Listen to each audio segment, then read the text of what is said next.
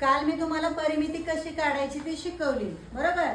मग आता तुमच्यासाठी गणित दिले मी फळ्यावर. याची परिमिती मला काढून दाखवा. चौकोन त थ द ध हा आयत आहे, त्याची परिमिती काढा. चला, कोण काढते?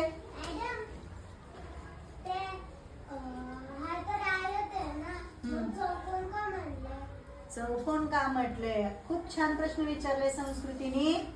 ज्या आकृतीला 4 कोण असतात त्याला चौकोन म्हणतात.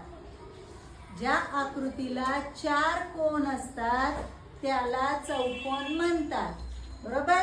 आणि जो तुम्ही चौरस, तुमच्या डोक्यात चौरस आहे, चारही बाजू सारख्या, त्याच्या चारही बाजू सारख्या असतात आणि चारही कोण समान असतात मापामध्ये पण, त्याला म्हणायचं चौरस.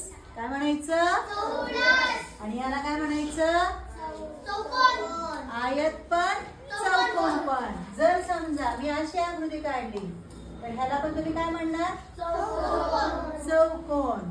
जर मी अशी आकृती काढली तर ह्याला पण काय म्हणणार? चौकोन. कारण ह्याला काय आहे? 4 कोण. आता फरक लक्षात राहील? चौकोन आणि चौरस मधला आयत पण चौकोन, चौरस पण चौकोन, हे असे 4 कोण असलेले कुठली पण आकृती चौकोन. ठीक आहे, राहील ना लक्षात? मग चला काढा लवकर याचं उत्तर. कोण काढते? 28 सेंटीमीटर. 28 बरोबर. आयताच्या समोरासमोरील बाजू समान असतात. मग ही 8 तर ही पण 8. 8 आणि 8 16. आणि 6 आणि 6 16 आणि 12 28. याचं उत्तर आलेलं आहे 28 सेंटीमीटर. शाबास.